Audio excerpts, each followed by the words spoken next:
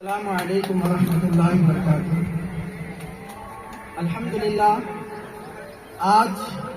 یوم آزادی کے دن ہمارے ملک کو آزاد ہوئے 76 یعنی کہ 76 سال ہو چکے ہیں، اور ہم آج بڑے گرو اور فخر کے ساتھ کہتے ہیں کہ ہمارا دیش انگریزی غلامی کے ساتھ آزاد ہو گیا۔ کیا واقعتاً ہمارا دیش آزاد ہے؟ ہمارے دیش جو 200 سال غلامی کے ساتھ جھیلا، ہمارے آبا و اجداد نے تقریباً 200 سال تک، کیا آج اتنی زیادہ قربانیاں دینے کے باوجود ہندو، مسلمان، سکھ، عیسائی جو سب جنے مل کر اس دیش میں قربانی دی تھی، کیا وہ واقعتاً کیا یہ دیش آزاد ہو گیا؟ ہرگز نہیں۔ انگریزوں سے تو یہ دیش واقعتاً آزاد ہو چکا ہے، لیکن انگریزی جو سوچ تھی، انگریزوں کی جو کلچر تھا، انگریزوں کا جو ڈیمانڈ تھی، ان لوگوں کا جو قانون نافذ کرنے کا انڈیا کے اندر جو پلان تھا، وہ پلان آج بھی ہمارے ملک کے اندر موجودہ حکومت کر رہی ہے۔ میں ان حکومتوں سے کہنا چاہتا ہوں، جس دیش کے مسلمانوں کو تم غدار کہتے ہیں، جس مدرسوں کو تم آتنکوادی کہتے ہیں، ٹیررزم پھیلانے کا ذریعہ بتاتے ہیں، انہی مدرسوں کے ذریعے سے یہ دیش آزاد ہوا ہے۔ 200 سال پہلے یہ دیش میں آزادی کے اٹھانے والا کوئی نہیں تھا، آزادی کا بول نعرہ لگانے والا کوئی نہیں تھا، انقلاب زندہ باد کا نعرہ لگانے والا کوئی نہیں تھا۔ اگر کسی نے ہمت کر کے جذبے کے ساتھ، ایمانی قوت کے ساتھ اگر کسی نے نعرہ دیا تھا تو وہ مسلمانوں نے دیا تھا۔ انگریزوں کے سامنے جھکنے سے انکار کر دیا تھا، تو ایسے انگریزوں کے سامنے انگریزوں نے ایسے ظلم و ستم اپنائے کہ دل تڑپ اٹھتا ہے، زبانیں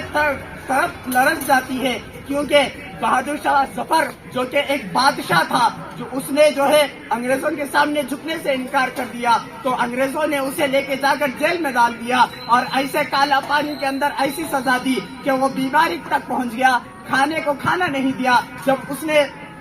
کھانے کا مطالبہ کیا تو بہادر شاہ ظفر کے جو 4 بیٹے تھے، ان کے سر جو ہے ایک تھالے میں لے جا کر دیا گیا کہ جو یہ لوگ کھاؤ۔ تو یہ ہمارے لیے بولنا آسان ہے، آپ کے لیے سننا آسان ہے، لیکن اس نے جو قربان دیے، سوچئے، تصور کیجئے، کیا اس وقت آپ کا بیٹا ہوتا تو آپ کیسے ریئیکشن کرتے تھے؟ اس وقت بھی بہادر شاہ ظفر نے مسلمانوں کے لیے، اس دیش کے لیے، اس دیش کے ہندو، سکھ، عیسائی سب کے ساتھ یکجہتی کا معاملہ کرتے ہوئے اس نے آواز دیا تھا، میں اس چیز کو پھینکتا ہوں، تمہاری غلامی کو چھوڑتا ہوں، تمہاری اس غلامی سے میں اس دیش کو آزاد کرانا چاہتا ہوں۔ صرف بہادر شاہ ظفر نہیں تھے، تاریخ کا مطالبہ کیجئے، جس دیش کے علماء کو تم آتنکوادی کہتے ہیں، ٹیررزم پھیلانے کا ذریعہ بتاتے ہیں، اسی دیش کے علماء نے جامعہ مسجد جو کہ آج دلی میں ہے، اسی دلی کے جو دہلیز ہے، وہاں پر جو ہے ڈیلی صبح 200 لاشیں صرف علماء کرام مسلمانوں کی پڑے ہوتی تھی۔ پھر اس کے آگے تاریخ کا مطالبہ کیجیے، آپ تو معلوم ہوتا ہے کہ دلی سے لے کے لاہور تک جو کہ آج پاکستان میں ہے، وہاں تک جو ہے خالی صرف علماء کی، مسلمانوں کے ہر جھاڑ پہ جو ہے لاشیں لٹک رہی تھی۔ خود انگریز اس بات کی گواہی دیتا ہے، اور آج دیکھیے موجودہ حکومت مسلمانوں کو ٹیررزم ایکٹ بنانے کی کوشش کی جا رہی ہے، آتنکوادی بنانے کی کوشش کر رہی ہے۔ اس کی وجہ کیا ہے؟ وجوہات کیا ہے؟ ہر کمیونٹی نے، ہر آدمی نے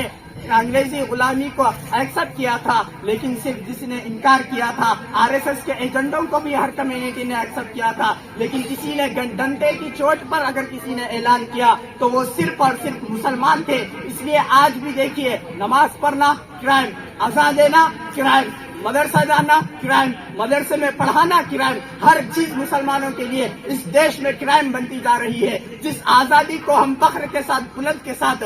کہتے ہیں کہ ہم آزاد ہیں، تو دیکھیے ہمارے آبا و اجداد نے جس وقت قسم کھائی تھی وہ ملک کے آزادی کے ٹائم پر کہ بھائی ہم اس ملک کے اندر رہیں گے تو پوری آزادی کے ساتھ رہیں گے، اس ملک میں رہتے ہوئے نہ کوئی ہمارا اذان کو روک سکتا ہے، نہ کوئی ہماری نماز کو روک سکتا ہے، نہ کوئی ہمارے ذکر و تلاوت کو روک سکتا ہے۔ تو آج بھی ہم کہنا چاہتے تھے، اگر اس ملک میں پھر سے آزادی کی ضرورت پڑی، پھر سے جنگ لڑنے کی ضرورت پڑی، تو ہم انشاءاللہ اس ملک کے لیے، اس ملک کے عوام کے لیے ہم بھی پہلی صف میں کھڑے رہیں گے انشاءاللہ۔ جے ہند، جے بھارت۔